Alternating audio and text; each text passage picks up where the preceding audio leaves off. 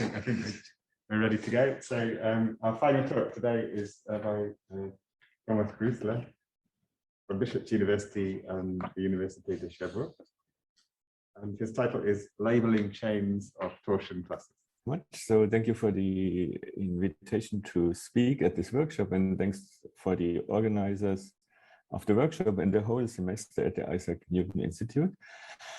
And so my plan is to speak first on G vectors. So the G vector part, that should be the part related to cluster algebras, and then I talk about the tau tilting fan. So this is the representation theory, and finally I would like to go a little bit beyond module categories. So that would be the new developments, and like this I hope I address all the words that are in the title of the workshop.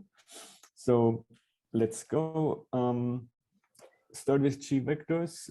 Fortunately, Pierre Guy just talked about G vectors, even if he didn't really introduce them in terms of cluster algebras, but Fomin-Celibinsky introduced G vectors in 2006, and you obtain G vectors from your standard vectors by mutations of cluster algebras with principal coefficients. So for instance, in type A2, you get 5 G vectors, and these 5 I draw in this picture here.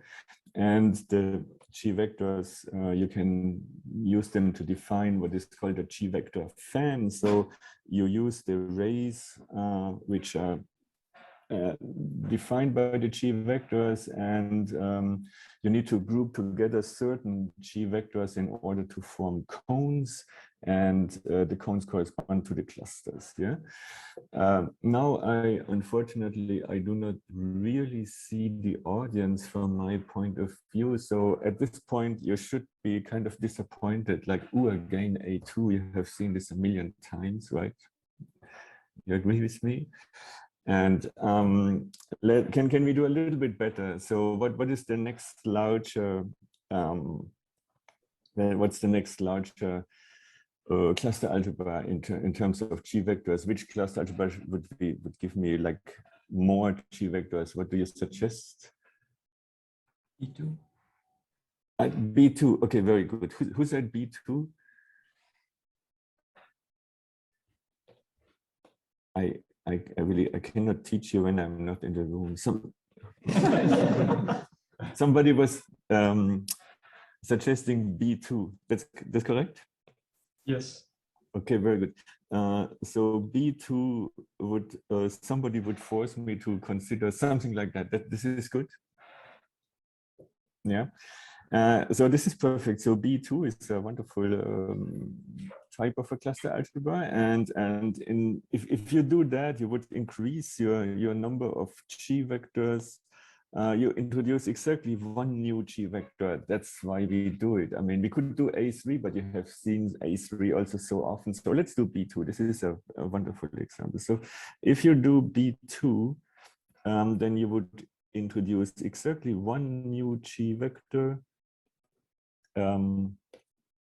which has the coordinates 2 times E1 minus 2 times E2 minus E1. So you would introduce a new ray into this G vector fan, and so you divide one chamber into 2 chambers. So this is perfect. We are comfortable with B2. Yeah, that's good. Okay, so thank you very much. Good example. So now we come to the representation theory part of the story. So let's quickly recall the tau tilting notion of tau tilting introduced by Adachi Iyama-Raiten in 2014. So for a finite dimensional algebra, a module is tau rigid if there's no morphisms from M to tau M, and to this story we add shifts of projectives, and such an object which is a module plus the shift of a projective, we call it tau rigid if again there's no morphisms from X to tau X. And you can then introduce the G vector, which has been introduced by Pierre Guy in the previous talk. So we take a minimal projective resolution for the module in this case, and then we take the G vector to be the G vector defined by these two projectives. They just count how many indecomposables appear in each coordinate. And the G vector of the shifted projective is the negative standard vector. So these are the minus EI that you saw in the previous picture. Yeah, so these two negative correspond to the shifted projectives. Okay, so that's good. And then I anticipated somebody would say B2. Thank you very much.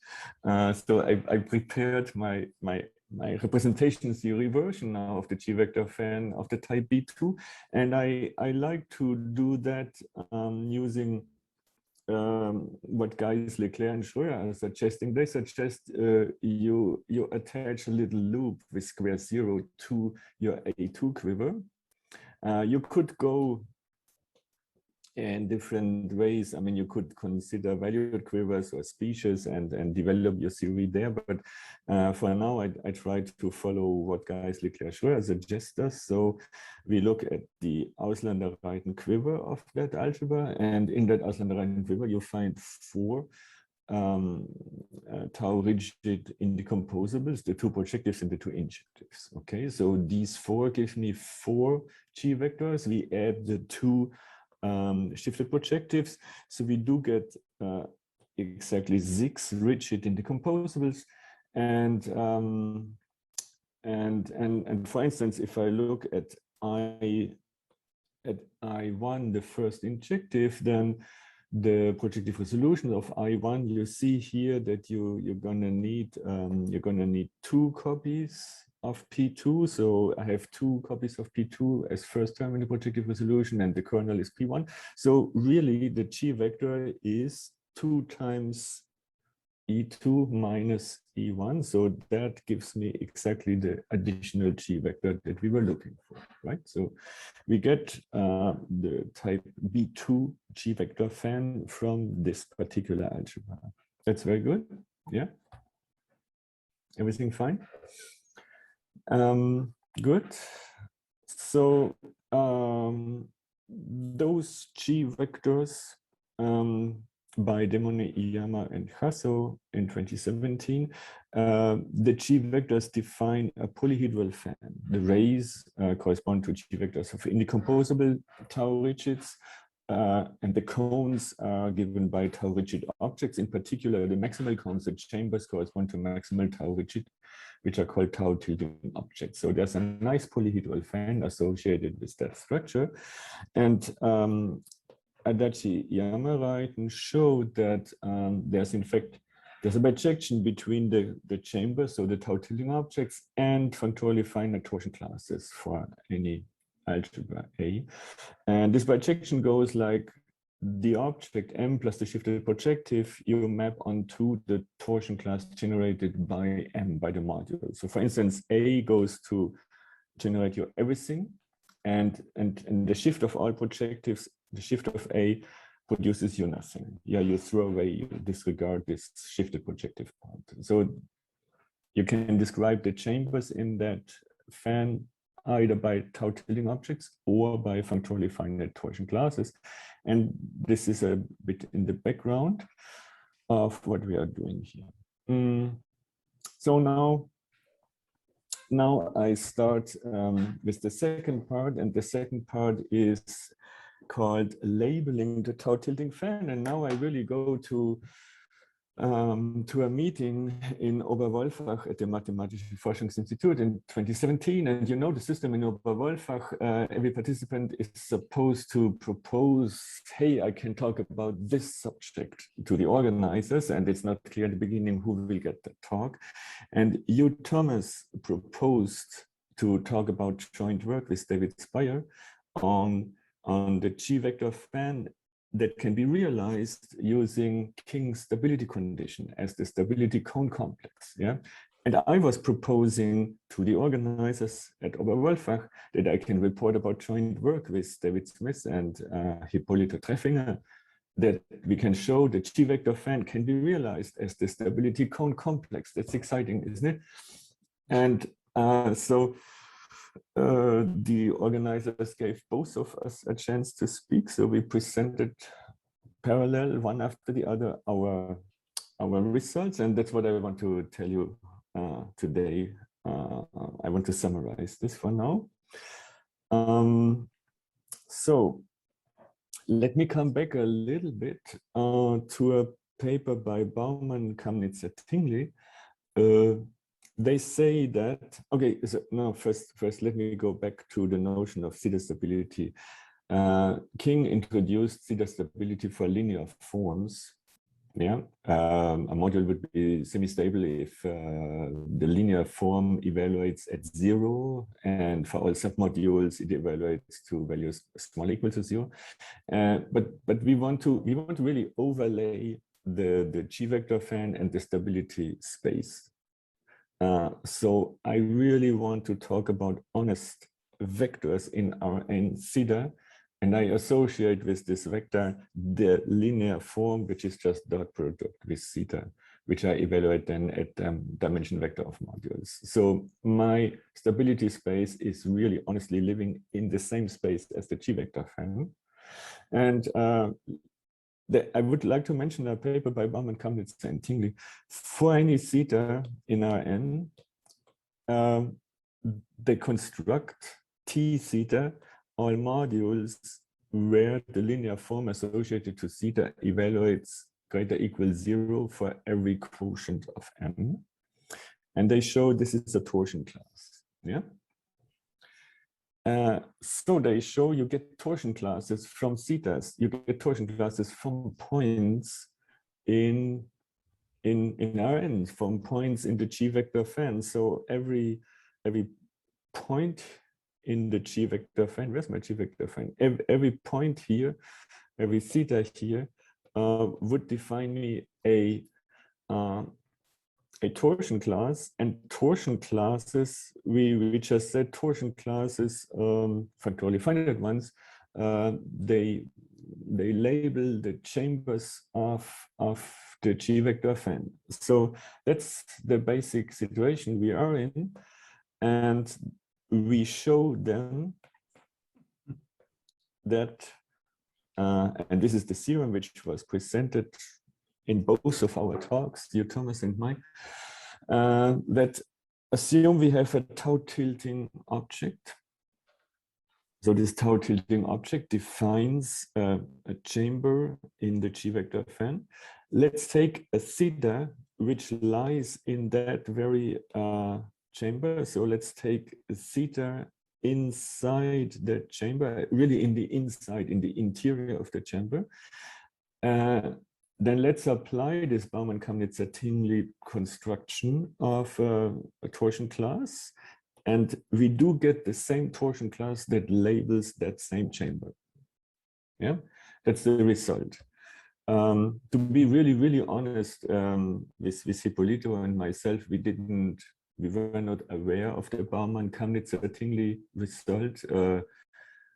We kind of made this ourselves because this result is in a paper entitled Affine Milkovich-Vilonen polytopes, and we were really not looking about results on G vectors in that paper. But okay, just as a reference, this is where it first appeared. Good. So what you can do is the following. So you start with your G vector fan, then for every chamber you do get the torsion class which labels this chamber, but this torsion class now is made up of a set of zetas in the stability space. Yeah. So the stability space is Rn, which is divided into chambers by walls. Okay, the walls are given by regions where certain modules are given by regions of zetas, which make a certain module zeta semi-stable. Yeah, so we do have in the B2 example, we have the wall of of the simple in 2, which is orthogonal to E1. We have the wall of the simple in 1, which is orthogonal to E2. We have the wall defined by that injective 1, which happens to be also the wall defined by this module 1, 2. So the labeling of the walls is not unique. Several modules might label the same wall in the stability space. Yeah, but our result is that really the chambers of the G vector fans embed into whole chambers of that stability space of the stability cone complex. So there's an injective map from left to right. We showed with David Smith and Ippolito that this map is bijective when there's only finitely many chambers. And later in 2019, Sato Asai showed this map is always bijective. So we really have a bijection between the chambers of the G vector fan and the chambers in this wall and chamber structure defined by the stability conditions. Yeah. So, okay, so this is one of the first results. And now let's go to this wall labeling. Well, I told you the walls are indexed by modules, but there might be many modules indexing the same wall. Yeah, but we showed, and Speyer Thomas showed also parallel, that among those modules labeling the wall, there's a unique zeta stable module. Yeah. So we can label the walls in the stability space by zeta stable modules. Okay, good. And a wall between 2 chambers. Now, you know that zeta stables are bricks. This is well known. Yeah, I mean, they have no endomorphisms. And that leads to a whole other kind of interpretation, because it has been known at the time, crossing through a wall is like passing through a minimal inclusion in the Hasse quiver of functorally finite torsion classes. Yeah, and it has been shown by Asai in 2016 that those minimal inclusions are labeled by bricks. Yeah, it has also been shown 2017, same time, Demone, Iyama, Reading, Wright, and Thomas, a brick labeling for the lattice of torsion classes, and then a paper by Barnard, Carol, and Xiji Chu. They also showed when you minimally extend a torsion class, then this minimal extending module is again a brick. So what is our result telling? Our result is basically telling that that B equals B. I mean, the black brick that labels the minimal inclusion of the torsion classes is the same brick as the brick by which we label the wall in the stability space. So the 2 constructions really coincide. They work together very well. Okay, good. So this is for that result. We then continue to study maximal chains of torsion classes, even in the abelian setting, which correspond in the cluster setting to maximal green sequences. So we want to go from the smallest torsion class to the largest torsion class by a path that is crossing transversally through walls. So we don't want to cross through several walls at the same time. And it has been shown then by Hipólito that whenever you consider such a maximal sequence of torsion classes, increasing sequence of torsion classes, then this sequence, well, it induces a labeling by bricks. This is going to be a orthogonal sequence of bricks. One does not map into the next one. And this sequence of orthogonal bricks, which correspond to C vectors, to come back to the cluster setting, this C vector labeling uniquely determines the maximal green sequence. So this result has been shown by Hipólito. It appeared before in the same Barnard-CARW02 paper when we consider tau tilting finite case, when the G vector fan is a finite fan. And it appeared also later in Demonet's appendix to Keller's survey on maximal green sequences. Okay, so I think I would like to go away now from the representation theory of modules and go to the part what happens more general. So I basically gave you a picture what was in 2017. Okay, now since 2017, of course, people move on, and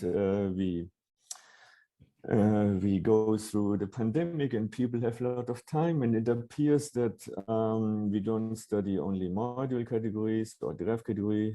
We go to abelian categories. We generalize to quasi-abelian, to triangulated, to exact categories, to x-triangulated categories, which you saw in the previous talk, or n-abelian and n-exangulated categories, which were mentioned in the discussion just before. So during the pandemic, many people had a lot of time to generalize things that were known for abelian to more general settings. So question is, what can we do with all those considerations that we were discussing here? Yeah.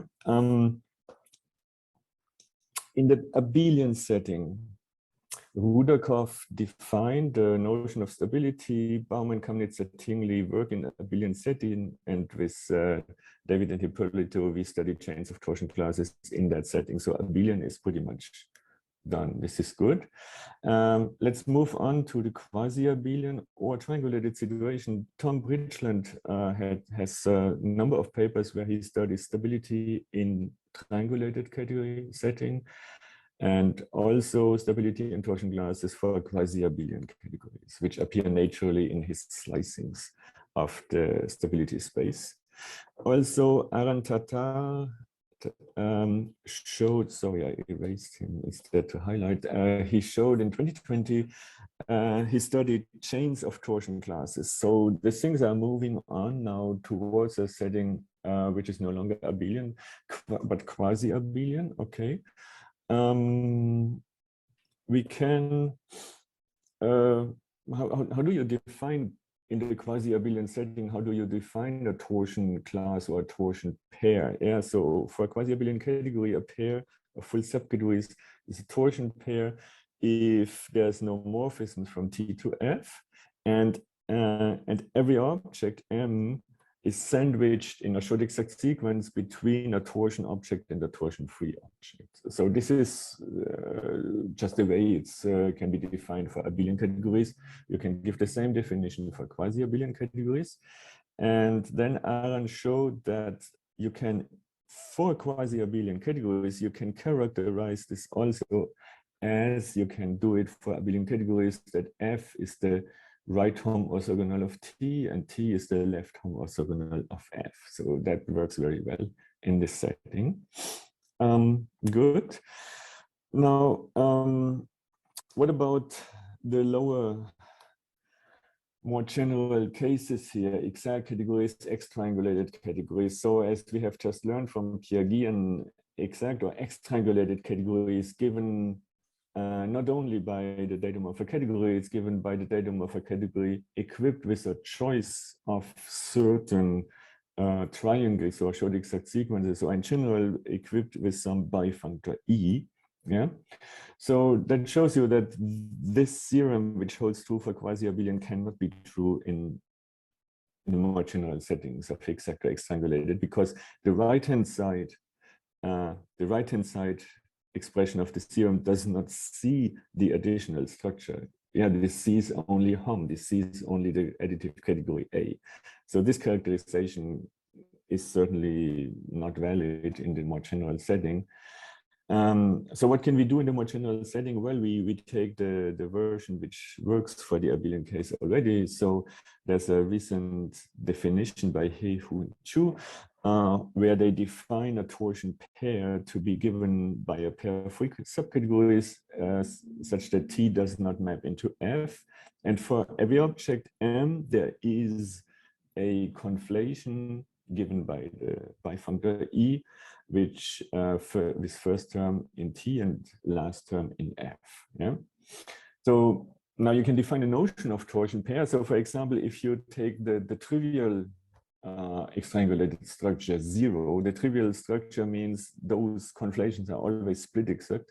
So in that situation, a torsion pair TF would be E torsion when it is a split torsion pair. Yeah, split torsion pair means the indecomposable A objects in A, you divide them equal in pairs in objects in T or in F, and so that shows you that in general such a relative torsion class, torsion pair is a restrictive notion. Yeah, you instead of considering all torsion classes that are in A, you restrict yourself to only certain torsion classes, like you restrict yourself to consider only certain short exact sequences or certain triangles. Yeah, so you restrict yourself to smaller sets, but you kind of don't get anything new. You don't create new torsion classes like this. And I personally find that this way of generalizing, so far, I didn't see many results that were really going very far. Yeah. However, if you go to the n abelian case, as we just heard by Peter Jürgensen, you can define notion of n torsion for n abelian categories. You basically replace short exact sequences by n by longer exact sequences. And in a recent preprint by Javad, Peter, Sibylle, and Hippolito, they do study chains of n torsion classes, and they show they induce Harder-Narasimhan filtrations, as we had shown for the abelian case. So the step to n abelian seems to me more promising in developing this theory of the G vector fan than the other generalizations that I have seen. And I guess I let you and all the participants of the workshop continue your work, and you can continue discussing all those generalizations, and my time is up. You're up for a wine party, I think now. Okay, good. Thank you very much.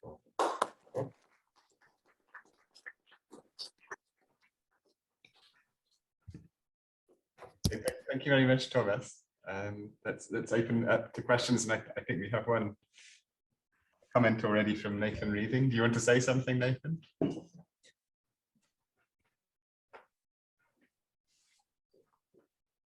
Oh, okay, it's just about B2, yes. Okay. That's great. Thank you for this. This was really well done. Thank you. Yeah. Okay, are there any more questions or comments?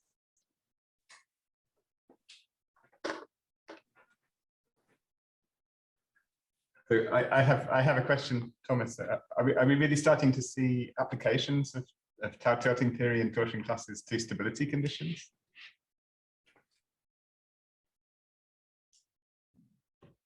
Maybe. Well, yeah, Hippolito. Yeah, sorry. It's really difficult, really. I mean, going back is quite difficult, but we are in the process of this. I think I'm working, for instance, with Jenny. We have Jenny August. We have a work in progress towards that direction, and also with Aran Tatar, we are looking at the triangulated case. But it's hard.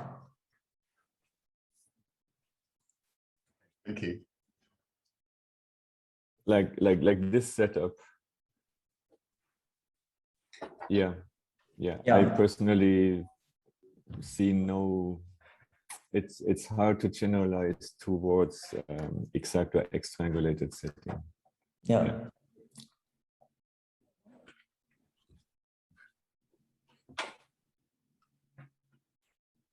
But there's still quite a lot to do. Yes, you can formulate it positively like this. This is but one problem in which I particularly have been really interested in is trying to get chains of torsion classes and determine if these are coming from stability conditions, for instance, and this is extremely hard. I mean, you have a certain set of rules that these stability conditions need to verify, but not much more than that. I mean, it's quite hard. I think I saw a paper by Ryan Kinsner, who was doing the type A case. So model categories of type A case, AN, and even for DN, he had some other partial results, and they seem to be really difficult and tedious. Yeah. Also, Kiyoshi Igusa has results on AN case, which stability conditions would induce certain chains of torsion classes or not. Yeah. And it's quite complicated, even AN. Yeah. I'm quite impressed by the way everything was connected up in your talk. The Merkovich-Valonin cycles arise in parametrization of the canonical basis, I think. Yeah. Playing a role here. Mm.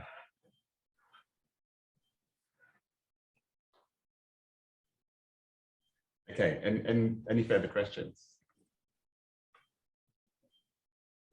Okay, great. So let's thank Thomas for his talk, and let's thank all the speakers of the afternoon. Where's my wine? What was that, sorry? Where's my wine? Where's your wine? Yes. So you're very welcome to join us. We should raise a glass. We should raise a glass for you. So we're now. So firstly, a reminder that we're in the name of this institute, Müller Institute tomorrow. So you hopefully should all have a map, which was taken from the registration.